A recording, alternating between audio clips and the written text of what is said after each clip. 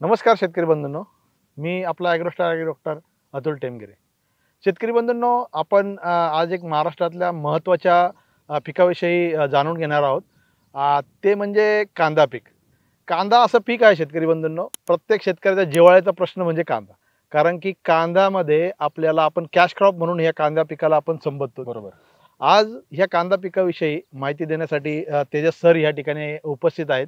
नमस्कार. तेजस सरांनी जो आपला रबीचा जो कांदा पिकाच्या उत्पादनाबद्दल जे व्हिडिओ आपण बनवले होते, त्याच्यामध्ये तेजस सरांनी अतिशय म्हणजे उत्कृष्ट मार्गदर्शन आपल्याला त्या ठिकाणी केलं होतं आणि शेतकरी बंधूंनी देखील आम्हाला उदंड प्रतिसाद त्या व्हिडिओला दिलेला आहे. भरपूर कमेंट्स देखील त्या ठिकाणी आलेले आहेत आणि त्याच्यामुळे जे काही त्यांनी उत्पादन घेतलं त्या उत्पादनाचं चांगले उत्पादन आल्याबद्दलचे देखील कमेंट आपल्याला तेजस सर बऱ्याच शेतकऱ्यांनी त्या ठिकाणी टाकलेले आहेत. तर तोच मुद्दा घेऊन आज या ठिकाणी आपण खरीपातलं कांद्याचं उत्पादन कसं चांगल्या पद्धतीने घेता येईल त्यासाठी आपण तेजस सरांबरोबर आज चर्चा करणार आहोत. तेजस सर, म्हणजे आपण म्हणजे महाराष्ट्रामध्ये जवळजवळ 75,000 हेक्टरवर बरोबर. हा खरीपातला कांदा होतो. त्याच्यामध्ये सोलापूर असेल किंवा पश्चिम महाराष्ट्र म्हणजे पुणे वगैरे हा जो एरिया आहे, हो. त्या एरियामध्ये खूप मोठ्या प्रमाणामध्ये ह्या कांद्याची लागवड केली जाते. हो. परंतु लागवड करताना आता जसं आपण रबीचा जो कांदा आहे त्याच्यामध्ये म्हणजे पुनर्लागवड करून तो कांदा घेतला जातो. बरोबर. तसा आता ह्या खरीपातला जो कांदा आहे याच्यामध्ये लागवड करणं गरजेचं आहे का डायरेक्ट पेरणी? कारण की काही भागामध्ये डायरेक्ट पेरणी देखील केली जाते या कांद्याची. तर कोणती पद्धत जी आहे ती शेतकऱ्यांसाठी म्हणजे उपयोगी आहे? आता जसं तुम्ही उल्लेख केला की रब्बीचं नियोजन करत असताना आपण शेतकऱ्यांना विनंती केली होती की नर्सरीचं व्यवस्थापन करा आणि नर्सरी कशा पद्धतीने बनवायची त्याविषयी आपण त्या व्हिडिओत अगदी सविस्तर सांगितलं होतं. गरजेनुसार आपण याही व्हिडिओत बोलू. परंतु जर तुम्ही भारत, बांगलादेश, पाकिस्तान या 2-3 देशांचा जर विचार केला तर इथंच फक्त ही नर्सरीची पद्धत कॉमन आहे. जर जगामध्ये जर तुम्ही गेले, कांदा उत्पादक जेवढे काही देश आहेत तर तिथं पेरणी पद्धतीनेच कांदा केला जातो. त्याचं कारणही तसंच आहे की पॅलेटेड सीड म्हणजे त्या सीडला एक कोट केलेला, म्हणजे जसं डीएपीची गोळी किंवा आपण 10-26-26 खताची जशी गोळी बनते तसं ते गोळीचं बी आपल्याला उपलब्ध आहे इतर देशांमध्ये. ते टेक्नॉलॉजी आपल्याकडे नाही. मला वाटतं गेल्याच वर्षी आपण ॲग्रोस्टारनी पण तो प्रयत्न केला होता की पॅलेट करून सीड देण्याचा आणि त्याचे प्रतिसाद पण चांगले आले. परंतु ते कॉस्ट इफेक्टिव्ह म्हणा किंवा त्याचा काय म्हणतो ते तंत्रज्ञान इतक्या मोठ्या प्रमाणात बियाण्याला वापरणं अजून तरी शक्य झालं नाही. पॉलिमर किंवा बाकीच्या घटकांनी त्याला पॅलेट केलेलं असतं आणि मग त्यावेळेस आपल्याला पेरणी सोपी जाते. मग ते इतर देशांमध्ये ती पद्धत खूप सामान्य आहे. आता महाराष्ट्राचा जर विचार केला, जसं तुम्ही म्हणले 75,000 हेक्टरवर खरीपच्या 2024ला कांद्याची लागवड होती.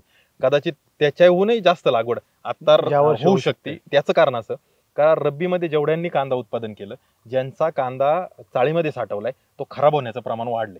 त्याला कारण असं की रब्बी हंगामाचा कांदा ज्यावेळेस काढणीची वेळ आली अतिशय जास्त तापमान होतं आणि इतक्या प्रतिकूल वातावरणामध्ये तो कांदा तयार झाल्यानंतर त्याची जी काही टिकवण क्षमता आहे ती योग्य राहिलेली नाही आणि चाळीमध्ये तो कांदा खराब होतोय. शक्यता अशी आहे की चाळीमध्ये दरवर्षी आपण चाळीमध्ये जर 10 टन कांदा साठवला तर त्याचा 6 टन तरी आपल्याला मिळतो, खराब होऊन वजन घटून बाकीच्या गोष्टी धरून. परंतु यावेळेस 10 टन जर साठवला तर कदाचित 4 टन आपल्याला मिळणार आहे. म्हणजे एकंदरीत जो पुरवठा होणार आहे बाजारपेठेत तोच कमी होणार. मग त्यासाठी आपल्याला एक संधी आहे की लाल कांद्याच्या माध्यमातून किंवा ह्या खरीप कांद्याच्या माध्यमातून आपण बाजारपेठेमध्ये तो ज्यावेळेस सप्लाय किंवा ती जी काही पुरवठा कमी होईल आणि मागणी असेल त्यावेळेस आपण आपला कांदा घेऊन जाऊ शकतो. आणि म्हणून ह्या खरीप कांद्याचं महत्व आहे, जे की तुम्ही पहिलं जे नमूद केलं होतं तर ते त्यासाठी याचं महत्व आहे. आता दुसरी जर गोष्ट आपण याच्यात विचारात घेतली तर खरीप कांद्याला खूप कमी कालावधी लागतो. म्हणजे तुम्ही जर बारकाईने जर पाहिलं तर 90-100 दिवसाच्या कालावधीत हा कांदा पकवतो. म्हणजे याची साईजही तुलनेने कमीच असते, उत्पादनही तुलनेने खूप कमी आहे. परंतु 90-100 दिवसात निघणारं पीक आहे. 90 दिवसात जरी आपण धरलं तरी आपल्याला इतक्या कमी कालावधीत चांगला नफा मिळवण्याची एक संधी आहे. मग तो एक दुसरा भाग. तिसरी गोष्ट अशी का ज्यावेळेस आपण कांद्याचं जर नर्सरी बनवली तर नर्सरीचं क्षेत्र साधारणपणे ते 40-45 दिवसाचा कालावधी आणि पुनर्लागवड केल्यानंतर एक 90 दिवसाचा कालावधी. मग तिथं आपला थोडासा कालावधी वाढतो. मग बाजारपेठेत आपल्याला कांदा कधी न्यायचा आहे त्यानुसार आपण हा निर्णय घेऊ शकतो की आपल्याला पेरणी करणं संयुक्तिक आहे की नर्सरी करणं संयुक्तिक आहे. जर बाजारपेठेमध्ये आपला कांदा आपण साधारणपणे बैलपोळ्याच्या आसपास जर घेऊन गेलो, म्हणजे सप्टेंबर किंवा ऑक्टोबर महिन्यात जर घेऊन गेलो तर निश्चितच आपल्याला भाव चांगला भाव मिळतो. दिवाळीपर्यंत हे भाव वाढीचं शक्यता असते. एकदा का रब्बीतला चाळीत ठेवलेला कांदा बाहेर काढायला चालू केला लोकांनी की मग त्यावेळेस भाव पडायला सुरुवात होते. किंवा कदाचित असंही होतं की सरकारकडून काही भावावर दबाव आणला जातो, नियंत्रणात आणलं जातं, जीवनावश्यक वस्तूच्या यादीत कांदा कधी येतो आणि मग ते प्रमाण वाढतं मग तिथं भाव कमी होण्याची शक्यता असते. मग आता शेतकरी बांधवांना जर कांदा सप्टेंबरमध्ये आणायचा आहे तर शेतकरी बांधवांना 3 महिने पूर्वी म्हणजे साधारणपणे जूनचा महिन्यामध्येच नर्सरी करावं लागेल. मे संपता किंवा जूनच्या पहिल्या दुसऱ्या आठवड्यात नर्सरी करावं लागेल. आणि जर डायरेक्ट पेरणी करत असेल तर जुलैमध्ये डायरेक्ट पेरणी ते शेतकरी करू शकतात. अशा पद्धतीने जर नियोजन केलं तर योग्य कालावधीमध्ये त्यांचा कांदा बाजारपेठेत जाईल आणि त्याला भावही चांगला मिळेल. बरं, म्हणजे आता आपण थोडक्यात आपल्या मार्केटच्या याच्यानुसार आपल्याला पेरणी करायची आहे का लागवड म्हणजे रोप हे करून मग पुन्हा लागवड करायची आहे ते शेतकऱ्यांना आपल्याला ठरवावं लागेल. आता पेरणी का करत नाही शेतकरी, जसं मी सांगितलं बाहेरच्या देशांमध्ये पॅलेटेड सीड वगैरे तर त्याला अजून एक दुसरी समस्या आहे पेरणीला, की ज्यावेळेस तुम्ही पेरणीचा कांदा करता त्यावेळेस तुम्हाला तणनाशक वापरण्यावर निर्बंध किंवा मर्यादा येतात, जो की पुनर्लागवडीच्या कांद्याला तितके निर्बंध किंवा तितके मर्यादा नाही. मग ती एक आपल्याला काळजी घ्यावी लागते. ती जर आपण काळजी सांभाळली, थोडंसं अन्नद्रव्य किंवा बाकीच्या गोष्टींचं नियोजन चांगलं केलं तर निश्चितच आपल्याला पेरणीचा कांदाही चांगला नफा देऊन जातो, चांगला फायदा देतो. आणि ज्या जिल्ह्यांमध्ये आपण कांद्याचं उत्पादन मोठ्या प्रमाणात येतो, म्हणजे सोलापूर सगळ्यात जास्त खरीपच्या कांद्याचा जिल्हा आहे, तर सोलापूर जिल्ह्यामध्ये भरपूर मोठ्या प्रमाणात यंत्र आलेत, पेरणीचे यंत्र अतिशय चांगल्या पद्धतीने 2.5-3 किलो मध्ये ते 1 एकरची पेरणी करतात. योग्य बीजदर ठेवून पेरणी जर केली तर निश्चितच त्यांना त्याचा फायदा होतोय. मग पुनर्लागवड करून कालावधी वाढवायचा, थोडीशी मजुरी वाढवायची, या गोष्टी टाळून जर आपण पेरणीकडे जरी गेलो तरी आपल्याला निश्चित इथं फायदा होईल.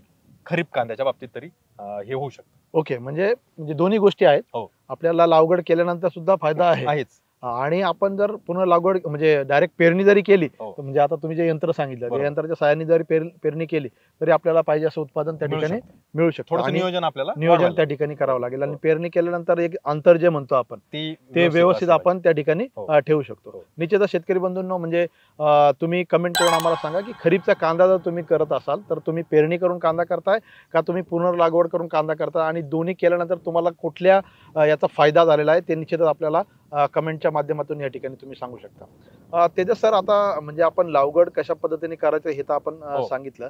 आता बीज दर, आता या ठिकाणी ज्या वेळेला तुम्ही लागवड करताय आणि पेरताय याच्यामध्ये बीज दरामध्ये आपल्याला म्हणजे फरक ठेवणं गरजेचं आहे. काय त्याच्याबद्दल काय? आता साधारणपणे जर कांद्याचा विचार केला, रब्बीच्या वेळेस आपण बोललो होतो 2 लाख पेक्षा जास्त रोप आपल्याला एकरी कांद्याची 1 एकरला असावी, तेव्हा जाऊन आपलं उत्पादन. कारण रब्बीचा कांदाचं वजन 120-130 ग्रॅम पर्यंत जातं. खरीपच्या कांद्याचं जे वजन आहे तर ते अगदी 80-90 ग्रॅम पर्यंत येतं. 100 ग्रॅमच्या पुढे कदाचित तो कांदा होऊ शकत नाही खरीपचा. त्याला कारण तसं आहे, आपण नियोजन करू शकतो परंतु थोडंसं पावसावर अवलंबून आपण राहणार. पावसाच्या नियोजनामुळे आपल्याला वेळोवेळी खतं देता येतील नाही येतील, फवारण्या वेळोवेळी होतील नाही होतील. आणि जर पाऊस सुरळीत पडला, व्यवस्थित पडला तर नक्कीच कांद्याला पोषक राहील. पण अतिरिक्त पाऊस झाला किंवा पावसाची जास्त उघडीप आली तर उत्पन्नाला परिणाम होतो. म्हणून आपण अशी सरासरी धरू 80 ग्रॅम पर्यंतच आपलं त्या कांद्याचं वजन भरेल. मग एकरी आपल्याला जी रोपांची संख्या आहे तर ती रब्बीमध्ये जर 2 लाख ठेवत असेल तर याच्यात 2.5 लाख पर्यंत आपल्याला जावं लागेल. म्हणजे थोडीशी रोपांची संख्या आपल्याला जास्त ठेवावी. रोपांची संख्या 2.5 लाखापर्यंत नेऊ शकलो तर आपल्याला एकरी 15 टनापर्यंत कांद्याचं उत्पादन यायला काहीच अडचण यायची नाही. आणि 15 टन हे उत्पादन माझ्या हिशोबाने खरीपच्या कांद्याला खूप चांगलं आहे. कारण असं की 15 टन ज्यावेळेस तुम्ही विकायला जाता, काढलेलं सगळं उत्पादनाचं तुम्ही विक्री करता, तुम्हाला किलोला किलोच मिळतोय. आणि तेच जर रब्बी कांद्यामध्ये तुम्ही गेले आणि जर तुम्ही 30 टन उत्पादन काढलं आणि ते 40 साठवलं तर विक्री करताना ते 15 टन झालेलं असतं. म्हणजे 40%-50% तिथं घट येते वाजनात. मग ही ह्या कांद्यात येणार नाही. त्यामुळे तुम्हाला 15 टनाचं जर तुम्ही उत्पादन टार्गेट ठेवलं, 2.5 लाख रोपं जर आपण गृहीत धरली तर आपल्याला नियोजन करता येईल. मग तुम्ही जे म्हणले नर्सरीचं, तर नर्सरीचं व्यवस्थापन करत असताना जसं आपण पहिल्या व्हिडिओत सांगितलं होतं की आपल्याला बेड बनवूनच नर्सरी करायची. कारण का, तर हा पावसाचा कालावधी आहे. पाऊस अतिरिक्त झाला तर आपल्या रोपांना मर रोग किंवा जी काही मूळकूज वगैरे जी समस्या येते तर ती येऊन आपल्या रोपांची संख्या कमी होईल, आपल्याला अपेक्षित रोपं मिळणार नाही पुनर्लागवडीला. ही समस्या टाळण्यासाठी म्हणून आपण गादी वाफा करायचा. 1 मीटर रुंद आणि 3 मीटर लांब, किंवा जर आपल्या जमिनीला उतार नसेल, ढाळ नसेल, सपाट जमीन असेल तर 5 मीटर, 7 मीटर, 10 मीटर पर्यंतही लांब आपण करू शकतो. अशा पद्धतीचा वाफा बनवायचा. जो 1/3चा वाफा आहे, साधारणपणे 3 स्क्वेअर मीटरचा जो वाफा आहे त्याच्यामध्ये आपल्याला 30 ग्रॅम बी बसलं पाहिजे. अशा हिशोबाने बियाचं नियोजन करायचं. म्हणजे काय, तर आपल्याला 1 एकरसाठी साधारण 2 किलो बी आपल्याला नर्सरी बनवण्यात लागेल. आता रेषा पाडून आपण ज्यावेळेस रांगोळी पद्धतीने टाकतो त्यावेळेस आपल्याला बियाचा दर कमी लागतो आणि आपल्या रोपाची गुणवत्ता वाढते. कारण त्या रोपाला जागा चांगली मिळते, अंतर्मशागत करायला आपल्यालाही संधी मिळते, मग त्याचा दर्जा वाढतो. मग त्यासाठी आपण अशा पद्धतीने जर नर्सरी बनवली तर 2 किलो बियामध्ये आपलं लागवड होईल. आता मला इथे अजून एक गोष्ट नमूद करायची, या वर्षी आपल्याला बियाण्याची उपलब्धता कमी आहे. म्हणजे मर्यादित बियाणं उपलब्ध असताना मग आपल्याला माहिती की आपल्याला फसवेगिरी किंवा बाकीच्या गोष्टी ज्या टाळायच्यात त्या जर टाळायच्या असतील तर जर आपण लाल कांद्याच्या लागवडीचं नियोजन करत असाल तर आपण आत्ता आपलं बियाणं खात्रीशीर घेऊन ठेवा. जर आपल्याला 2 एकरचं नियोजन करायचं तर कमीत कमी 1 एकरचं तरी बियाणं आपल्याला आत्ता आणून ठेवलं पाहिजे. मग आपल्याला पुढचा निर्णय घ्यायचा आहे. बियाण्याचं शॉर्टेज यावर्षी आहे.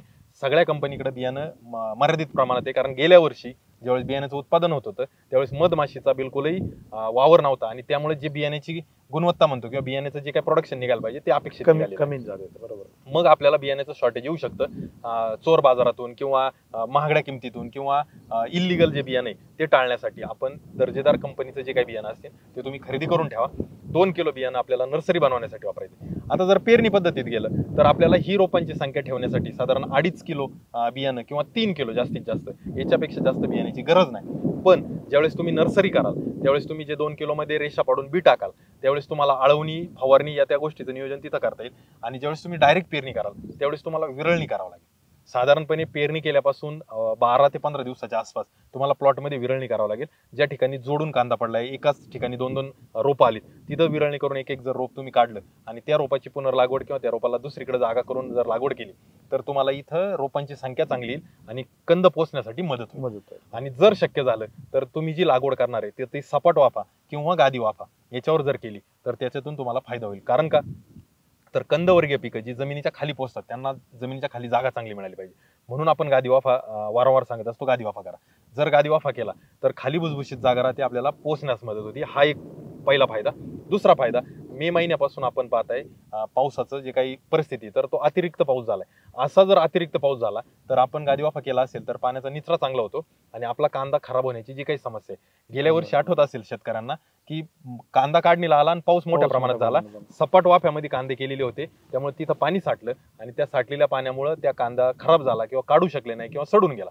ती समस्या जर टाळायची असेल तर आपण गादी वाफा केला पाहिजे. गादी वाफ्यामध्ये जर नियोजन केलं तर आपल्याला नक्कीच इथं आपला कांद्याचा उत्पन्नाचा दर्जा किंवा त्याचं काय म्हणतो ना गुणवत्ता आणि उत्पादन दोन्ही आपण वाढण्यासाठी काम करू असं मला वाटतं. शेतकरी बंधूंनो, म्हणजे आता आपण या ठिकाणी ऐकलं की जर पेरणी जर आपल्याला करायची असेल तर 2.5 किलोचं आपल्याला बीज दर जो आहे तो आपल्याला एकरी ठेवायचा आहे आणि जर आपल्याला पुनर्लागवडीसाठी जर करायचं असेल तर आपण 2 किलो पर्यंत आपल्याला बियाणं पुरेसं आहे. बरोबर.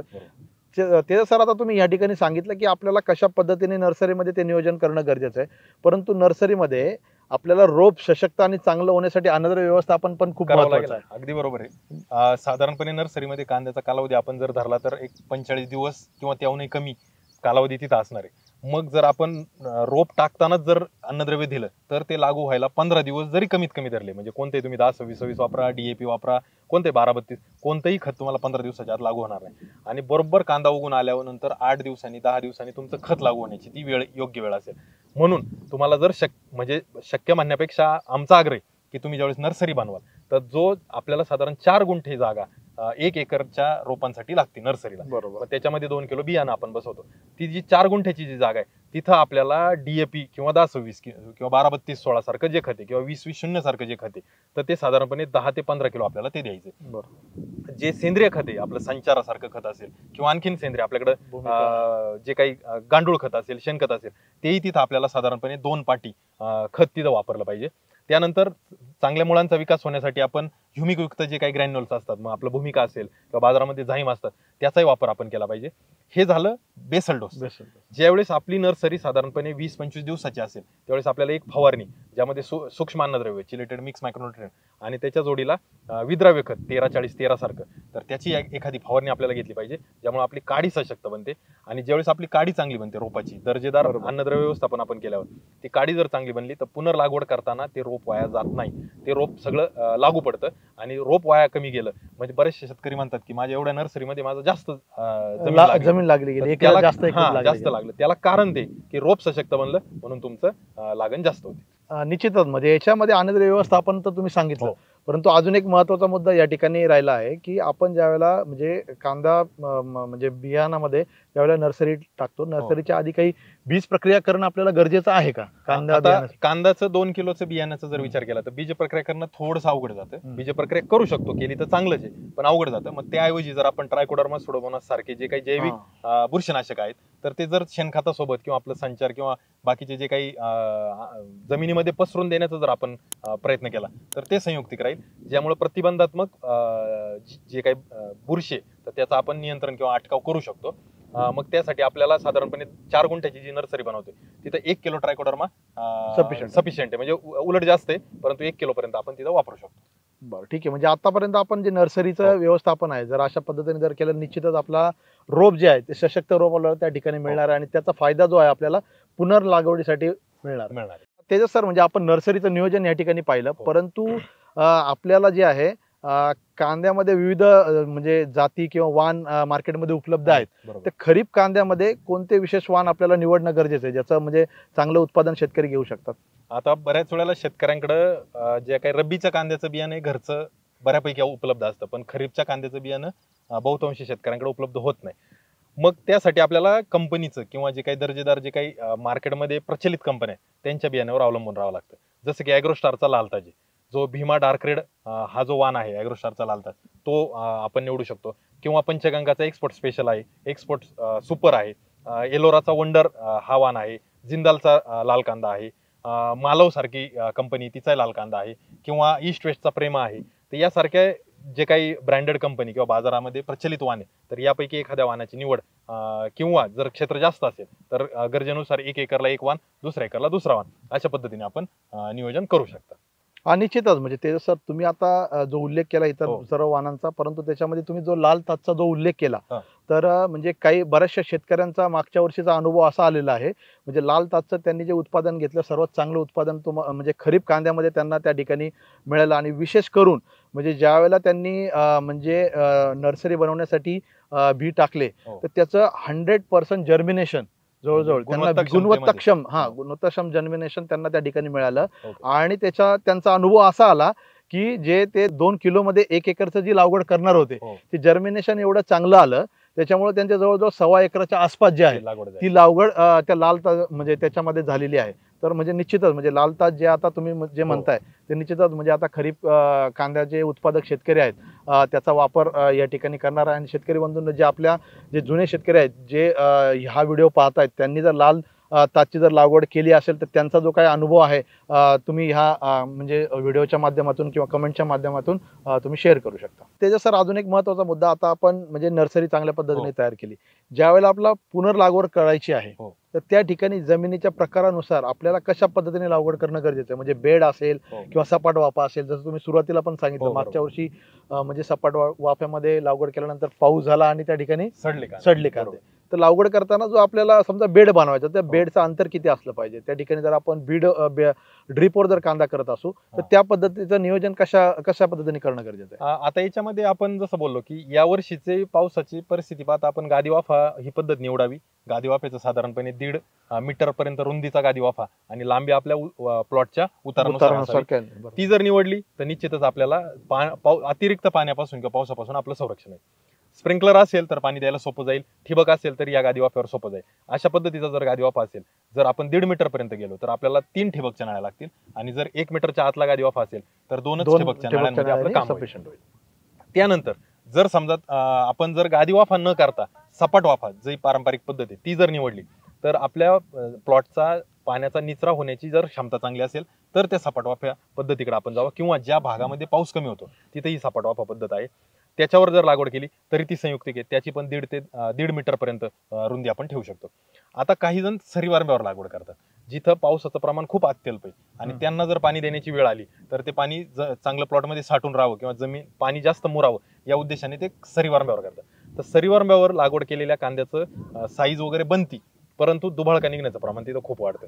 मग ते प्रमाण टाळण्यासाठी शक्यतो तरी आपण सरीवारंब्याच्या विचारात न पडता एकतर सपाट गादी वाफा जर पावसाचं प्रमाण कमी तर, आणि ज्या ठिकाणी पावसाचं प्रमाण चांगलं आहे त्या ठिकाणी आपण गादी वाफा या 2 पैकी एका पद्धतीचा अवलंब करणं हे संयुक्तिक राहील. ज्यावेळेस आपण रोप लागवडीचा विचार करतो त्यावेळेस आपल्या रोपाची गुणवत्ता आपण बघून घ्यायची. रोपाला साधारणपणे मुळाजवळ साधारण गाठ आलेली पाहिजे. ती जर गाठ नसेल, पूर्णच्या पूर्ण काडी एकसारखी सरळ असेल तर समजून घ्यायचं की आपल्या रोपाच्या पक्वतेला अजून अवधी. जर तुम्ही नर्सरीमध्ये रेषा पाडून रांगोळीसारखं बी टाकलं असेल तर तुम्हाला रोप दणकट मिळण्याची जी काही शक्यता आहे तर ती खूप जास्त आहे. आणि जर तुम्ही फक्त विस्कटून टाकले म्हणजे आपण काय म्हणतो त्याला फुकून टाकले तर त्या परिस्थितीमध्ये ती काडी बनण्यासाठी तुम्हाला अतिरिक्त एखादा अन्नद्रव्याचं फवारणी म्हणजे जसं की समुद्री शेवळे अर्क वगैरे त्याची गरज पडली तरी ती तुम्ही घेऊ शकता. जोपर्यंत त्याला खाली साधारण गाठ बनत नाही तोपर्यंत ते पुनर्लागवडीला आपण न्यायचं नाही. त्याची गुणवत्ता त्या रोपाची तेव्हाच समजायची जेव्हा त्याला खाली साधारण गाठ आलेली. अशा पद्धतीने आपण नियोजन करू शकतो. आणि रोप लागवड करत असताना जर शक्य असेल तर त्या रोपांची पण प्रक्रिया जसं की कार्बन डायझिम मँकोझेब सारखं स्वस्तातलं बुरशीनाशक आहे त्यामध्ये जर आपण ते बुडून रोप लावलं तर आपल्याला पुढे करपा रोगासाठी किंवा बाकीचे जे काही समस्या येणार त्याच्यासाठी एक प्रतिबंधात्मक टप्पा आपण तिथं करू शकतो. निश्चितच म्हणजे आता शेतकरी बंधूंनो तेजस सरांनी सांगितलं की जे दुबाळका कांदा किंवा बोल्टिंग याचे जे प्रमाण आहे सरीवरंबा पद्धतीमध्ये जर लागवड केली तर त्याची शक्यता वाढते. तर तुम्ही तुमच्या एरियानुसार तुमच्या जमिनीच्या प्रकारानुसार तुम्हाला सपाट वाफ्यामध्ये लागवड करायची आहे का बेडवर लागवड करायची ते तुम्ही तुमचं त्या ठिकाणी ठरवायचं आहे शेतकरी बंधूंनो. पण तेजस सर म्हणजे आता आपण बघितलं रबीचा कांदा साठवल्यानंतर म्हणजे सडायचं प्रमाण पण मोठ्या प्रमाणामध्ये वाढतं आणि त्याच्यामध्ये अन्नद्रव्याचा रोल पण महत्वाचा आहे. तर आता तसा खरीप कांद्यामध्ये जर आपल्याला कांद्याचं चांगलं उत्पादन घ्यायचं असेल चांगला तुम्ही जसं म्हटलं 70-80 ग्रॅमचा कांदा आपल्याला बनवायचा असेल तर आपल्याला अन्नद्रव्य व्यवस्थापन करताना म्हणजे बेड ज्या वेळेला आपण केले त्यावेळेला काही करणं गरजेचं आहे किंवा त्याच्यानंतर कशा पद्धतीने आपल्याला अन्नद्रव्य व्यवस्थापन करतात? साधारणपणे जर आपण 15 टनाचं टार्गेट ठेवलं तर 15 टन कांदा उत्पादनासाठी आपल्याला 150 किलो पर्यंत अमोनियम सल्फेटची गरज म्हणजे 3 बॅग साधारणपणे आपल्याला लागतात कांद्या पिकाची गरज आहे. त्यानंतर जर आपण सल्फर म्हणजे सिंगल सुपर फॉस्फेट किंवा डीएपी सारख्याचा विचार केला तर ते 150 ते 200 किलो पर्यंत लागतात. आणि पोटॅश जे घटक आहे तर तो 75 किलो म्युरेट ऑफ पोटॅश हा आपल्याला कांदा पिकाला लागतो जे तर जाऊन आपलं 15 टनाचं उत्पादन आहे ते निघतं. ही झाली याची गरज. मग आता याची वापरायची पद्धत कशी तर ह्या कांद्याला 90 दिवसाचाच कालावधी आपण धरलाय. 90 दिवसाचा कांदा आहे. शेवटचे 15 दिवस आपला कांदा पक्वतेच्या अवस्थेत जाणार म्हणजे आपल्या हातात आत्ता फक्त 75 दिवस आहे. 75 दिवसामध्ये आपल्याला अन्नद्रव्याचा वापर अशा पद्धतीने करायचा की जर समजा तुम्ही सिंगल सुपर फॉस्फेट सारखं खत घेतलं तर महिनाभरापासून पुढे ते लागू होणार आहे. तुम्ही जर डीएपी सारखं खत घेतलं तर 15 दिवसानंतर त्याचं लागू होण्याचं चालू होणार आहे. मग किंवा पोटॅश घेतलं तर ते 1 महिन्याने लागू होणार आहे. मग त्यासाठी आपल्याला पेरणी करत असताना किंवा पुनर्लागवड करत असताना आपल्याला खताचं नियोजन एकदा केलं पाहिजे. बरोबर. मग जर एक आपण सरासरी समजा 300 किलो टोटल खत देत असू तर 200 किलो आपण पेरणीच्या वेळेलाच दिलं पाहिजे. मग त्याच्यामध्ये कसं की अमोनियम सल्फेट सारखं खत आहे जे एखादी बॅग आपण देऊ शकतो. सिंगल सुपर फॉस्फेट जे तर ते आपण 3 बॅगा किंवा जर आपल्याला डीएपी यावर्षी कदाचित उपलब्ध होणार नाही त्याच्याऐवजी जर 12-32-16 असेल किंवा 10-26-26 असेल त्याच्या 2 बॅग आपण पेरणीच्या वेळेस देऊ शकतो. तर पोटॅशमध्ये म्युरेट ऑफ पोटॅश असेल किंवा सल्फेट ऑफ पोटॅश असेल तर ते 75 किलो पैकी जर आपण पेरणीच्याच वेळेला दिलं किंवा लागवडीच्याच वेळेला दिलं तर ते संयुक्तिक राहील. मग अशा पद्धतीने एक डोस आपला पेरणीच्या वेळेला किंवा पुनर्लागवडीच्या वेळेला देणं गरजेचं आहे. दुसरा जो डोस आहे तर ज्यावेळेस आपण तणनाशकाचा वापर करतो साधारण 25-30 दिवसांनी किंवा तो डोस देऊ शकतो जास्तीत जास्त 35 दिवसापर्यंत तो आपण दुसरा डोस देऊ शकतो. मग त्यामध्ये 20-20-0 सारखं खत असेल त्याच्या जोडीला पोटॅश परत एकदा 25 किलो हा डोस घेऊ शकतो. अशा पद्धतीने आपल्याला 2 वेळा खताचं नियोजन करायचे. आणि हे नियोजन करत असताना हे नत्र स्फुरत पालाचा आपण विषय घेतला. याच्या व्यतिरिक्त कांदा हे मसाला वर्गीय पीक आहे. याच्यातला जो तिखटपणा आहे तो सल्फर या अन्न घटकाने वाढतो. मग तो सल्फर अन्न घटक आपल्याला दोन्ही वेळेस वापरणं गरजेचं आहे. पेरणी किंवा लागवडीच्या वेळेला 3 किलो 90% वाला सल्फर आणि जे आपण साधारणपणे 1 महिन्याभराने डोस देतोय त्यावेळेस परत एकदा 3 किलो सल्फर आपल्याला तिथं देणं गरजेचं आहे. कांदा पिकाला नत्रस्फुरत पालाश नंतर सल्फर जसं दिलं तसं मॅग्नेशियमची गरज आहे. आपण जो दुसरा डोस देतो त्यावेळेस आपण 10 किलो प्रति एकर मॅग्नेशियम तिथं वापरलं पाहिजे. आणि कांद्याची जी पात आहे किंवा बाहेरची जी साल आहे जे आपण मागे भरपूर साऱ्या व्हिडिओमध्ये बोललो होतो की कांद्याची बाहेरचं आवरण टणक होण्यासाठी कांद्याच्या 2 पाकळ्यामधलं अंतर कमी होऊन कांदा आपला काय म्हणतो ना टिकाऊ होण्यासाठी म्हणून आपल्याला कॅल्शियमची गरज असते. तो कॅल्शियमचा वापर आपण जो दुसरा डोस आहे तिथं 10 किलो कॅल्शियम जर वापरलं तर अशा पद्धतीने आपल्याला तो 2 डोस द्यावा लागतील. सेंद्रिय खताची गरज खूप मोठ्या प्रमाणात आहे. जमिनी खाली पोचणारं पीक आहे त्यासाठी आपली जमीन भुसभुशीत राहण्यासाठी जमिनीत पाण्याचा निचरा चांगला होण्यासाठी आणि जमिनीची काय म्हणतो ना उत्पादक क्षमता वाढवण्यासाठी आपल्याला शेणखत असेल गांडूळ खत असेल याचा वापर केला पाहिजे. कोंबड खत शक्यतो आपण कांदा पिकाला सांगत नाही ते आपण टाळलेलं योग्य. त्याच्या व्यतिरिक्त सेंद्रिय खत जसं की संचार असेल ज्यामध्ये आपण सेंद्रिय कर्ब असणारं अतिशय चांगलं खत आहे. जीवाणूंची संख्या यामध्ये भरपूर आहे त्याचा वापर करू शकतो. तर अशा पद्धतीने आपल्याला सेंद्रिय खत असेल नत्रस्फुरत पालाश असेल याच्या जोडीला मॅग्नेशियम असेल सल्फर असेल आणि कॅल्शियम असेल या अन्नद्रव्याची पूर्तता आपल्याला जमिनीतून 2 वेळेच्या टप्प्यामध्ये करायची. आपल्या कांद्या पिकाचं जे काही नियोजन आहे ते 90 दिवसापैकी आपण शेवटचे पक्वतेचे 15 दिवस सोडले तर आपल्याला 75 दिवसामध्ये हे खत लागू होईल या हिशोबाने आपल्याला हे सगळं नियोजन करून आपल्याला तिथं वापर त्याचा करायचा आहे. कदाचित रब्बीच्या कांद्याला आपल्याला जास्त कालावधी मिळतो त्यामुळे आपण कदाचित 2 डोस करू शकतो, परंतु इथं आपल्याला एकदाच डोस करायचा आहे. पेरणीनंतर जो टॉप ड्रेसिंगचा आहे तो साधारण 30-35 दिवसांनी करून आपल्याला नियोजन तिथं करायचं आहे. शेतकरी बंधूंनो, म्हणजे आपल्याला हे जे खरीप कांदा आहे, खरीप कांद्याचं जे काही समजा मॅच्युरिटी आहे ती 90 दिवसाची असल्यामुळं आपल्याला म्हणजे खताच्या उपलब्धतेच्या याच्यानुसार आपल्याला बेसलमध्ये कोणती खतं वापरायची किंवा टॉप ड्रेसिंग म्हणजे 30-35 दिवसानंतर आपल्याला खताचं कशा पद्धतीने नियोजन करायचं आणि कोणते कोणते अन्नद्रव्य कांदा पिकामध्ये महत्त्वाचे आहेत ते आपल्याला तेजस सरांनी या ठिकाणी सांगितलं. परंतु अजून एक शंका म्हणजे तेजस सर, म्हणजे शेतकऱ्यांच्या मनामध्ये असते, जो नत्राचा वापर आपण करतो म्हणजे युरियाचा वापर काही शेतकरी करायला थोडेसे घाबरतात, तर नत्राचा वापर करताना कांदा पिकामध्ये काय काळजी घेणं गरजेचं? आपण याविषयी मागच्या पण व्हिडिओत सविस्तर बोललो. नत्र कांद्याच्या पक्वतेसाठी खूप महत्वाचे. नत्राशिवाय तुमच्या पिकाचं कांदाच काय कोणत्याही पिकाचं उत्पादन वाढत नाही. त्याचा अतिरेकी वापर होऊ नये तो टाळण्यासाठी किंवा त्याचा योग्य जो काही सोर्स आहे देण्याची जे खत आहे तर त्याची निवड जर चांगली केली तर आपल्याला नत्र हे खत आपल्याला कधी पण फायदेशीर आहे. आता जसं खरीपातलं पीक आहे, खरीपामध्ये मुक्त नत्राचं प्रमाण असतं म्हणून आपल्याला नत्राचा वापर कमी करावा लागतो, हा एक भाग. दुसरं, रब्बीचा कांद्याला साठवण करण्यासाठी म्हणून नत्र टाळतो, तसं खरीपचा कांदा आपल्याला साठवण करायची नाही. त्यामुळे त्याच्या उत्पादन वाढीचा जो काही जास्तीत जास्त फायदा घ्यायचा आहे त्यासाठी आपण मोकळ्या हाताने तिथं नत्रयुक्त खतांचा वापर करू. शक्य असेल तिथं आपण अमोनियम सल्फेट खत वापरू, युरियाचा वापर टाळू. 10-26-26 असेल, DAP असेल, 20-20-0 खत असेल, 24-24 सारखं खत असेल, या सगळ्या खतांमधून नत्राची काही ना काही मात्रा जाईल, त्याचा आपण उपयोग करून घेऊ. युरिया सारखं खत टाळू. पण नत्राची मात्रा आपल्याला 2 विभागांमध्ये द्यायची, म्हणजे पोटॅश तुम्ही एकदाच दिला तरी चालेल पण नत्र आपल्याला 2 वेळा विभागून द्यायचे. एकाच वेळेला एवढं मोठ्या प्रमाणात नत्र आपल्याला वापरायचं नाही, ही आपल्याला एक काळजी घ्यायची. आणि गरजेनुसार आपण फवारणीतून अन्नद्रव्याचं व्यवस्थापन करू शकतो. सुरुवातीला चांगली वाढ होण्यासाठी 19-19 असेल किंवा 13-40-13 सारखं खत असेल, त्यानंतर कंद पोचण्याच्या अवस्थेमध्ये 12-61, 0-52-34 सारखे असतील आणि ज्यावेळेस पक्वता येते त्यावेळेस 0-0-50 यासारखे अन्नघटक किंवा 6-0-49 सारखे जे काही ग्रेड आहेत तर त्यांचा वापर आपण करू शकतो. आणि कांद्याची जी काही गुणवत्ता आहे किंवा कांद्याची जी काही चांगलं उत्पादन आहे ते वाढण्यासाठी आपण अन्नद्रव्याचा व्यवस्थित असा वापर करू शकतो. निश्चितच ते सर, म्हणजे अन्नद्रव्य व्यवस्थापन जर आपण चांगलं केलं तर एक रोग प्रतिकार शक्ती म्हणतो आपण, एक सशक्त रोप आपण तयार करू शकतो आणि त्याच्यामुळे पुढील येणाऱ्या ज्या समस्या आहे रोग किडींच्या आपण ते थोड्याफार प्रमाणामध्ये कमी करायला मदत जी आहे ते अन्नद्रव्य करत असतं. ते सर, आता समजा अन्नद्रव्य व्यवस्थापनापर्यंत आपण बघितलं, पण कांदा पिकामध्ये काही महत्वाच्या किडी पण आहेत, त्यांचा प्रादुर्भाव जर झाला तर निश्चितच उत्पादनामध्ये त्याचा परिणाम खूप मोठ्या प्रमाणामध्ये होत असतो. त्याच्यामध्ये महत्वाची कीड म्हणजे थ्रिप्स जी आहे, फुलकीड. तर त्याचं नियोजन कसा पद्धतीने आपल्याला सुरुवातीपासून करणं गरजेचं आहे किंवा इतर कोणकोणत्या किडी आहेत ज्या कांदा पिकामध्ये आपल्याला प्रॉब्लेम करतात? जास्त करून सगळ्यात महत्वाचा धोका थ्रिप्सचा आहे, जो की कांदा पिकाच्या लागवडीचा कांद्याचा हंगाम पण खूप मोठा आहे.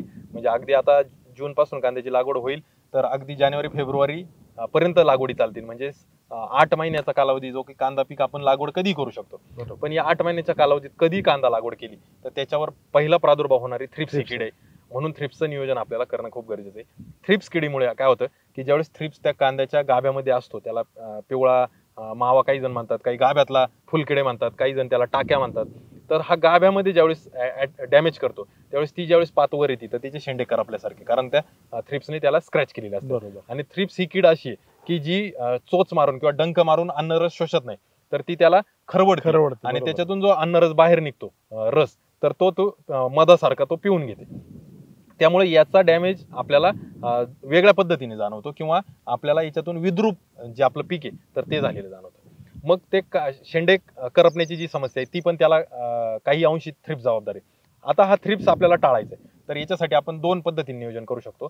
थ्रिप्स या किडीचा जो काही जीवनक्रम आहे तर तो पिकाहून जमिनीत आणि जमिनीतून पिकावर असा फिरत असतो. तर तो आपल्याला छेदायचा असेल किंवा भेदायचा असेल तर त्याच्यासाठी कांद्याच्या लागवडीच्या वेळेला आपण जे काही कार्बोफेरॉन सारखं जे दाणेदार खत आहे किंवा फिप्रोनिल सारखं जे दाणेदार कीटकनाशक आहे तर त्याचा वापर आपण करू शकतो, जेणेकरून थ्रिप्स ही कीड ज्यावेळेस तिचा जीवनक्रम पूर्ण करण्यासाठी जमिनीत जाईल त्यावेळेस त्याला तिथं बाध आहे. याच्या व्यतिरिक्त जर आपण जैविक मध्ये गेलं तर मेटारायझम असेल किंवा बॅवेरिया सारखे जे घटक असतील किंवा व्हर्टिसेलियम सारखे घटक असतील त्याचा वापर जर आपण सेंद्रिय खतासोबत जमिनीत जर केला तर त्या थ्रिप्स किडीचा जो काही जीवनक्रम आहे तर तो तिथं आपण त्याला एक बाधा निर्माण करू शकतो. आता जर फवारणीतून याचं व्यवस्थापन करायला गेलं तर फार मर्यादित अशी कीटकनाशके जे की कांद्याच्या फुलकिड्यांवर परिणाम देतात. त्याचं कारण असं, कांद्याची पात तेलकट आहे, पानाची रचना अशी आहे की आपण जी फवारणी करतो ती पूर्णतः लागू होत नाही, पूर्ण पिकावर जात नाही. म्हणजे कांद्याची तुलना तुम्ही सोयाबीन सोबत करा, कांद्याची तुलना इतर तुमच्या कपाशी किंवा इतर कोणत्याही पिकाशी करा. ज्यावेळेस तुम्ही फवारणी करता तर ती पानांवर पडण्याची दाट शक्यता इतर पिकांमध्ये, तसं कांद्यामध्ये आपण केलेली फवारणी 20%, 30%, 40%च फक्त पानावर जाते, बाकीची जमिनीवर जात असते. त्यामुळे आपल्याला जे काही कीटकनाशक थ्रिप्ससाठी वापरायचे, मग त्यात लॅम्बडा सायलोथ्रिन सारखा घटक आहे ज्याचे रिझल्ट खूप चांगले येतात थ्रिप्सवर. त्यानंतर फिप्रोनिल आणि लॅम्बडा एकत्र असणारं जे संयुक्त कीटकनाशक आहे त्याचे रिझल्ट येतात. डेल्टामिथ्रिन हा जो घटक आहे त्याचे रिझल्ट येतात. या 2-3 कीटकनाशकांचा जर आपण वापर केला तर आपल्याला फुलकिड्यांची समस्या अतिशय योग्य पद्धतीने नियंत्रणात येईल. कमी खर्चामध्ये आपल्याला दर्जेदार असे जे काही रिझल्ट आहे ते या कीटकनाशकांचे येतील. याच्या व्यतिरिक्त जे कीटकनाशक बाजारात थ्रिप्ससाठी चालणारे भरपूर सारे, परंतु अपेक्षित परिणाम कांदा पिकामध्ये देणार नाही, या 2-3 गोष्टींचा जे मी उल्लेख केला ते आपल्याला अतिशय चांगले तिथं काम करतील. ही झाली पहिली समस्या थ्रिप्स. आता खरीप हंगामामध्ये हुमणीची एक समस्या येते, ती कांद्याला कदाचित भेडसावू शकते हुमणीची. कारण का, कंदवर्गीय पीक किंवा हुमणीला जे जमिनी खालचं जे गोष्ट आहे, मग भुईमुग असेल, कांदा असेल, तर ते हुमणी त्याच्यावर खाते जास्त. मग त्यामुळे हुमणीची समस्या कदाचित येऊ शकते. मग त्या परिस्थितीमध्ये ज्यावेळेस आपण कांद्याची लागवड करणार आहोत त्यावेळेस जे सेंद्रिय खत वापरतात त्यामध्ये आपण मेटारायझम किंवा बॅव्हिरिया सारखे घटक किंवा जे काही निमॅटोड येतात, काय म्हणतो ना, मित्र सूत्रकृमी, त्यांचा वापर आपण जमिनीत जर केला तर आपल्याला हुमणीपासून बचाव करता येईल. याच्या व्यतिरिक्त जे फिप्रोनिल आणि इमिडाक्लोप्रिड एकत्र असणार 40-40% सारखं कीटकनाशक आहे ते जर आपण जमिनीत वापरलं तर हुमणीला आपल्याला प्रतिबंध किंवा अटकाव करता येईल. मग मला वाटतं हुमणी आणि ह्या फुलकिडे याच्या व्यतिरिक्त दुसरी कीड कांद्यावर फारशी डॅमेज करणारी नाही. या 2 किडींचं जर आपण व्यवस्थापन केलं आणि त्यात खास करून जर थ्रिप्सवर लक्ष दिलं तर आपल्याला व्यवस्थापन किंवा नियोजन करणं सोपं जाईल. आता जे कांद्याची पात मी बोललो होतो तेलकट आहे, प्रमाण कमी पडतं, जे काही फवारणी करतात त्यातलं 30-40%च लागू होतं. म्हणजे उदाहरण जर द्यायचं झालं तर लॅम्बडा सायलोथ्रिन सारखा घटक तुम्ही जर समजा 250 मिली वापरला, त्यातले 40% म्हणजे फक्त 100 मिलीच त्या कांद्यामध्ये जाणार आहे, बाकीचं तुमचं उरलेलं 150 मिली हे जमिनीवर जाणार आहे. मग याला अजून थोडं परिणामकारक बनवण्यासाठी याच्यात जे काही स्टिकर असतील, स्प्रेडिंग एजंट असतील किंवा ऍक्टिव्हेटर असतील, याचा जर उपयोग केला, वेट सील सारखे असतील किंवा बाजारात अनेक दर्जेदार कंपनीचे आहेत, ते जर तुम्ही वापरले तर कांद्याच्या त्या तेलकट पातीवर कीटकनाशकाचं चांगलं बसण्यासाठी तुम्हाला त्याचा फायदा होईल, ते पसरण्यासाठी फायदा होईल आणि पावसाळी वातावरणामध्ये तुम्हाला ते मदत करेल. मग कीटकनाशक आपण जी निवडतोय त्यामध्ये आपल्याला हे जाणीवपूर्वक आपल्याला या स्टिकर, स्प्रेडर किंवा ऍक्टिव्हेटरचा वापर करायचा. निश्चितच. म्हणजे जे महत्वाची कीड जी आहे कांदा पिकामध्ये, म्हणजे फुलकीड, थ्रिप्स, ती डॅमेज म्हणजे खूप मोठ्या प्रमाणामध्ये कांदा पिकामध्ये करत असते आणि कालांतराने त्याचा प्रादुर्भाव एवढ्या मोठ्या प्रमाणामध्ये होतो की कांद्याची जी पात आहे ती पूर्णपणे पिवळसर खराब होते, पिवळसर पडते. तर याचं नियोजन तेजस सरांनी आता अगदी सोप्या भाषेमध्ये आपल्याला सांगितलं आहे. आणि सुरुवातीपासून म्हणजे जमिनीमध्ये त्याचं नियोजन, जमिनीमध्ये जे आपण खतं टाकतो त्यावेळेला जर कार्बोफ्युरॉन असेल किंवा फिप्रोनिल असेल, हे 2 घटक जरी त्या ठिकाणी वापरले तर तेव्हापासून त्याचं जे काही नियोजन आहे ते आपण चांगल्या प्रकारे करू शकतो. आणि स्टिकरचा वापर, जे महत्त्वाचा मुद्दा तेजस सरांनी या ठिकाणी सांगितला की पावसाचा पण म्हणजे परिणाम जो होत असतो, जे औषधं आपण फवारतो पावसामुळे ती औषधं धुवून जातात, तर स्टिकरचा वापर आपण त्या ठिकाणी जर केला तर निश्चितच म्हणजे चांगला परिणाम जो आहे त्या औषधांचा आपल्याला त्या ठिकाणी मिळतो. ते सर, आता किडीबद्दल आपण या ठिकाणी चर्चा केली, तर कांदा पिकामध्ये अजून महत्वाचे म्हणजे रोग सुद्धा म्हणजे आहे. जे काही करपार जो रोग आहे तो खूप मोठ्या प्रमाणामध्ये येतो आणि त्यांनी जसं थ्रिप्सनी जे उत्पादनामध्ये घट होते तसे करप्यामुळे सुद्धा मोठ्या प्रमाणामध्ये उत्पादनामध्ये घट होत असते.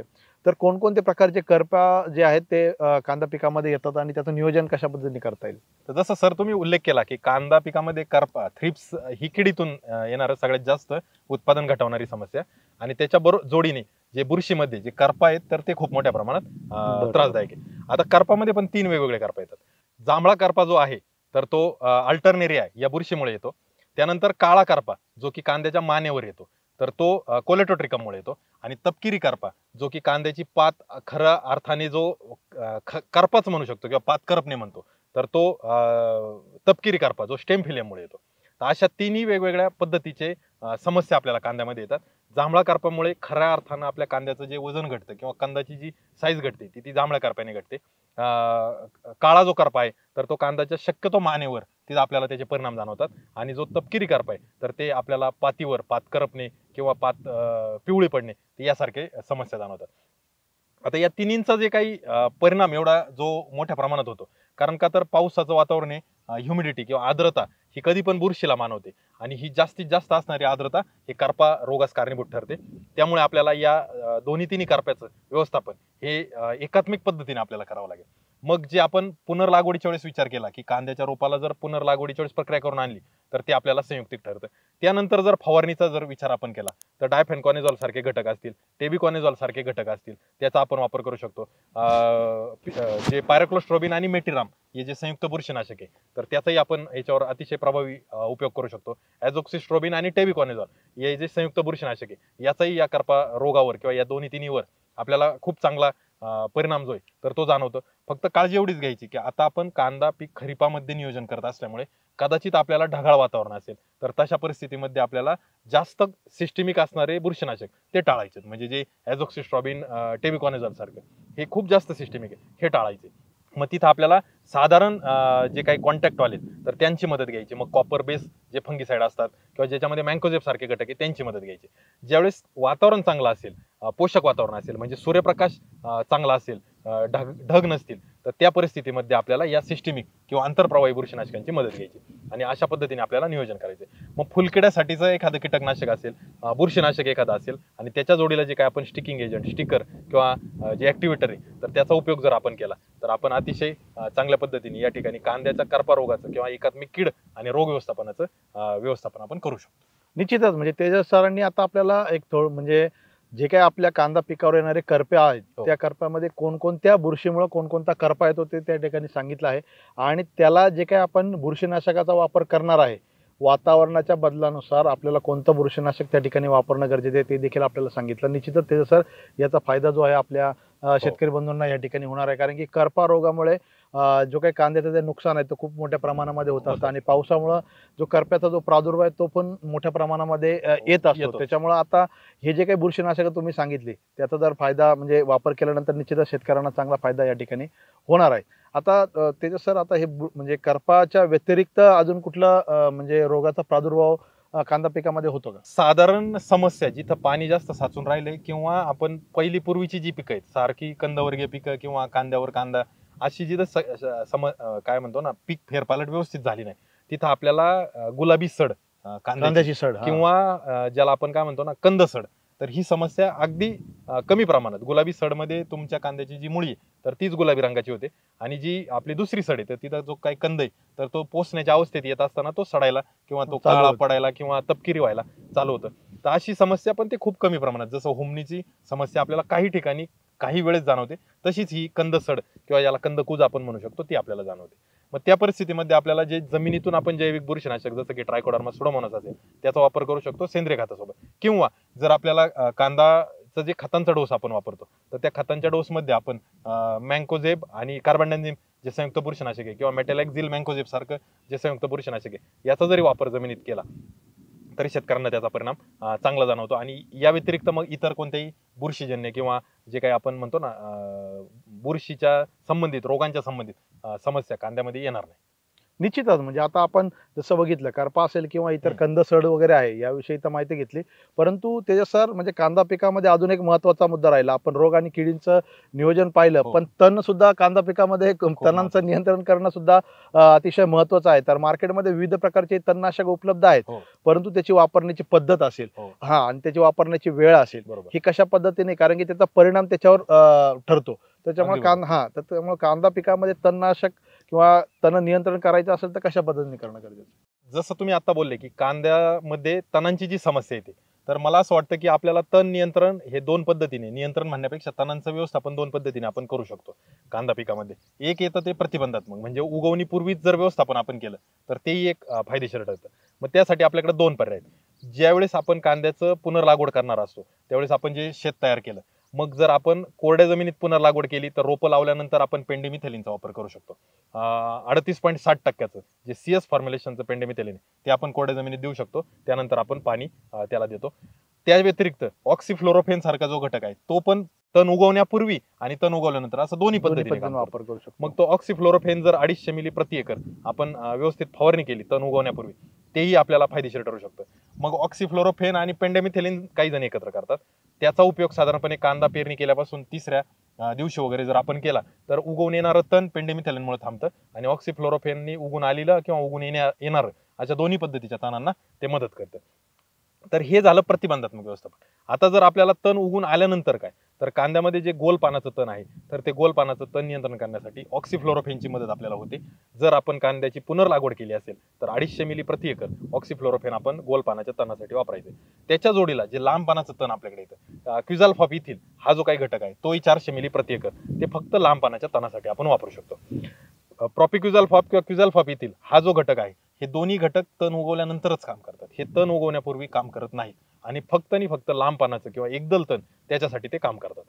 जो ऑक्सिफ्लोरोफेन आहे तर तो गोल पानाच्या तणासाठी काम करतो, सोबतच तो तण उगवण्यापूर्वी पण आणि तण उगवल्यानंतर पण असं दोन्ही पद्धतीने तणांचं व्यवस्थापन करत असतो. मग साधारणपणे आपलं तण 2 पानाचं किंवा 4 पानाचं असताना आपल्याला ही तणनाशकाची फवारणी घेणं गरजेचं आहे, ज्यामध्ये ऑक्सिफ्लोरोफेन आणि क्विझाल्फॉप इथिल किंवा प्रॉपिक्विझाल्फॉप यापैकी एक घटक आपण वापरतो. आता बाजारामध्ये ऑक्सिफ्लोरोफेन सोबत अनेक सारे घटक आले. ऑक्सिफ्लोरोफेन पेंडिमिथेलिन सोबत आले, ऑक्सिफ्लोरोफेन सोबत क्लोडिनोफॉप प्रोपॅगिल हाही घटक बाजारामध्ये आलाय, साधारण 400 मिली प्रति एकर याचं प्रमाण आहे. तर असे ऑक्सिफ्लोरोफेनच्या कॉम्बिनेशन मध्ये भरपूर सारे घटक बाजारात आले, परंतु शेतकऱ्यांनी त्यांच्या अनुभवानुसार किंवा बऱ्याचशा शेतकऱ्यांना जो काही जुना अनुभव आहे किंवा शेतकऱ्यांसोबत ज्यावेळेस चर्चा करतो त्यावेळेस लक्षात आलं की ऑक्सिफ्लोरोफेन आणि क्विझाल्फॉप इथिल हा सगळ्यात बेस्ट कॉम्बिनेशन जे की आपण 250 आणि 400 ची जोडी बनवतो. पण जर पेरणी केलेला कांदा असेल तर आपल्याला तणनाशकाचं प्रमाण हे निम्म्याने कमी करायचं. म्हणजे साधारणपणे ऑक्सिफ्लोरोफेन पेरणी केलेल्या कांद्याला 1 मिली प्रति लिटर किंवा साधारण 125 मिली 150 मिली पर्यंत प्रति एकर वापरायचे. आणि क्विझाल्फॉप इथिल सारखा घटक जो इथं आपण 400 मिली वापरला पुनर्लागवडीला तर तो इथं 250 मिली प्रति एकर याच पद्धतीने वापरायचं, प्रमाण थोडंसं कमी करायचं. आता ज्यावेळेस तुम्ही जसं बोलले होते की कांद्याच्या तणांचं वय हे 2 ते 4 पानाचं असताना आपण फवारणी करतो, आपल्या पिकाचं वय किती ते आपण न पाहता तणाचं वय ते लक्षात घेऊन 2 पानं 4 पानाची अवस्था त्यावेळेस आपण फवारणी करतो. त्यानंतर जमीन आपली चांगली ओली असणं गरजेचं आहे. जमीन जर ओली नसेल तर आपल्याला पाहिजे तसे अपेक्षित परिणाम येत नाही. आणि तुम्ही जर पाहिलं तर कांदा पिकामध्ये कोणतंही तणनाशक वापरलं तर ऑक्सिफ्लोरोफेन हा घटक तिथे येतोच कॉमन. ऑक्सिफ्लोरोफेनला काय लागतं तर स्वच्छ असा सूर्यप्रकाश त्याला लागतो. ज्यावेळेस ते तणांमध्ये चांगलं घुसण्यासाठी जे आंतरप्रवाही हायली सिस्टेमिक पद्धतीने काम करणारं ऑक्सिफ्लोरोफेन आहे त्याला चांगलं काम करण्याचा काय म्हणतो ना संधी मिळण्यासाठी आपल्याला स्वच्छ सूर्यप्रकाश असणं गरजेचं आहे. ऑक्सिफ्लोरोफेनचा वापर केल्यानंतर 2 ते 3 तास जर चांगला सूर्यप्रकाश मिळाला तरच त्याचा परिणाम चांगला येतो. अन्यथा आपल्याला बरेच शेतकरी म्हणतात की तणनाशकाचा रिझल्ट आला नाही. काही जण असे म्हणतात की तण करपलं पण परत उगायला चालू झालं किंवा तण जळायला लागलं होतं परत फुटायला चालू झालं. तर ही जी समस्या येते तर ऑक्सिफ्लोरोफेन वापर करत असताना आपण ही गोष्ट लक्षात घ्या की स्वच्छ आणि काय म्हणतो ना निरभ्र असं आकाश असेल त्यावेळेसच त्याचा वापर करा, इतर वेळेस त्याचा वापर टाळा. आणि शक्य असेल तेव्हा सकाळच्या वेळेला आपण तणनाशकाची फवारणी घ्या, जेणेकरून दिवसभर जो काही सूर्यप्रकाश मिळणार आहे त्यामध्ये तणनाशक जे चांगल्या पद्धतीने काम करू शकतं. तर अशा पद्धतीने आपल्याला ही काळजी घ्यायची. आणि एक शेवटची गोष्ट, तणनाशक वापरताना फ्लॅट पॅन किंवा फ्लडजेट नोझलचा वापर करा, जेणेकरून आपल्याला 10 पंप प्रति एकर म्हणजे 150 लिटर किंवा त्याहून जास्त पाणी आपण 1 एकरला फवारू शकतो. कारण का शेतकऱ्यांना ज्यावेळेस कांदा पीक फवारायचं असतं म्हणजे बुरशीनाशक कीटकनाशक त्यावेळेस त्यांना 5 पंप 6 पंप एवढ्यामध्ये त्यांचं काम होतं, कारण का ते कांद्यावर फवारत असतं. पण ज्यावेळेस तणनाशक फवारायचे त्यावेळेस आपल्याला पूर्ण जमीन फवारायची. जमीन फवारायची म्हणून आपल्याला पाणी जास्त लागलं पाहिजे आणि ते जास्त पाणी उडण्यासाठी आपण फुलाचा नोझल न वापरता फ्लॅट पॅन किंवा फ्लडजेट नोझल त्या नोझलच्या प्रकारातला जर नोझल वापरला तर निश्चितच आपल्याला तिथं फायदा होतो. अशा पद्धतीने आपण कांद्याचं जे काही तण व्यवस्थापन आहे तर त्याच्यावर जर लक्ष दिलं तर आपल्याला उत्पादन वाढीसाठी फायदा होतो. बऱ्यापैकी ठिकाणी मजुरांची समस्या आहे किंवा मजूर उपलब्ध नाही किंवा वापसा योग्य वेळेला मिळत नाही, त्यामुळे खुरपणी आपल्याला कांद्यामध्ये शक्य होत नाही बऱ्याच वेळेस. तर त्या अनुषंगाने आपल्याला या तणनाशकांचा प्रभावी वापर जर केला तर आपण या ठिकाणी तण नियंत्रणामध्ये यशस्वी होऊ शकतो. निश्चितच म्हणजे शेतकरी बंधूंना आपण नेहमी म्हणत असतो मी तणनाशक वापर केला पण मला त्याचा परिणाम चांगला मिळाला नाही. तर तेजस सरांनी अतिशय सोप्या भाषेमध्ये या ठिकाणी सांगितलेलं आहे की आपल्याला तणनाशक कधी वापरलं पाहिजे, तण उगवणीपूर्वीचं तणनाशक असेल किंवा तण उगवणीनंतरचं तणनाशक असेल ते कशा पद्धतीने वापरणं गरजेचं आहे, तणांची अवस्था काय असणं गरजेचं आहे किंवा जे पाणी आहे जे आपल्याला एकरी पाणी वापरायचं आहे ते किती वापरणं गरजेचं आहे ते देखील आपल्याला तेजस सरांनी सांगितलं. त्या पद्धतीने शेतकरी बंधूंनो, तुम्ही याचा म्हणजे तण नियंत्रण करताना याचा वापर करता का ते कमेंटच्या माध्यमातून आम्हाला सांगा. आणि जर तुम्ही अशा पद्धतीने तण नियंत्रण जर केलं तर निश्चितच तुमच्या कांदा पिकामध्ये जो तणांचा प्रादुर्भाव आहे तो चांगल्या पद्धतीने कंट्रोल होऊ शकतो आणि त्याचा जो उत्पादनावर होणारा परिणाम आहे तो त्या ठिकाणी कमी होऊ शकतो. तर शेतकरी बंधूंनो, म्हणजे आता आपण बघितलं खरीप कांद्याचे जे काही उत्पादन आहे ते घेण्यासाठी म्हणजे लागवडीपासून म्हणजे कशा पद्धतीने नर्सरीचं नियोजन करणं गरजेचं आहे, लागवड कशा पद्धतीने करणं गरजेचं आहे, त्याच्यामध्ये अन्नद्रव्य व्यवस्थापन असेल, रोग कीड व्यवस्थापन असेल किंवा तणांचं व्यवस्थापन असेल, हे कशा पद्धतीने आपण करणं गरजेचं आहे आणि ते केल्यानंतर आपल्या कांद्याच्या उत्पादनामध्ये कसा चांगला परिणाम त्या ठिकाणी होऊ शकतो ते आपल्याला तेजस सरांनी अगदी सोप्या भाषेमध्ये आपल्याला त्या ठिकाणी सांगितलेलं आहे. जसं आपण जो काही रबीचा कांद्याच्या उत्पादनाचे जे काही व्हिडिओ बघितले होते त्याच्यानुसार जे तेजस सरांचा जो काही कांद्या उत्पादनामध्ये जो दांडगा जो अनुभव आहे तो आपल्याला खरीप कांद्याच्या उत्पादनामध्ये पण म्हणजे त्यांनी जी मार्गदर्शन आपल्याला केलं त्याच्यातून आपल्याला दिसून आलेलं आहे. जसं काही शेतकऱ्यांनी आपल्याला रबीच्या कांद्याचं उत्पादन ज्या व्हिडिओच्या माध्यमातून म्हणजे मार्गदर्शन घेऊन केलं, तसंच मला असं वाटतं जे शेतकरी त्यांनी तो व्हिडिओ पाहून मार्गदर्शन म्हणजे नियोजन केलेलं आहे ते निश्चितच आता जो खरीपचं जे मार्गदर्शन तेजस सरांनी सांगितलेलं आहे त्याचा वापर करून निश्चितच त्यांचं जे कांद्याचं उत्पादन आहे ते चांगल्या पद्धतीने ह्या ठिकाणी घेऊ शकतात. शेतकरी बंधूंनो, म्हणजे हा जो व्हिडिओ आहे तुम्हाला कसा वाटला ते आम्हाला कमेंटच्या माध्यमातून सांगा. जर हा व्हिडिओ तुम्हाला आवडला असेल तर निश्चितच इतर कांदा उत्पादक शेतकऱ्यांना पाठवा, जेणेकरून त्यांना देखील या खरीप कांद्याच्या नियोजनाचा फायदा होईल आणि ते चांगल्या पद्धतीचं कांद्याचं उत्पादन या ठिकाणी घेऊ शकतात. शेतकरी बंधूंना, तुम्ही आमच्या चॅनलला या ठिकाणी जर सबस्क्राईब नसेल केलं तर सबस्क्राईब जरूर करा, जेणेकरून या असे नवीन जे व्हिडिओ आहेत ते आपल्याला वेळोवेळी येत राहतील आणि त्याचा फायदा जो आहे तो तुमच्या पिकाच्या उत्पादनामध्ये तुम्हाला होणार आहे.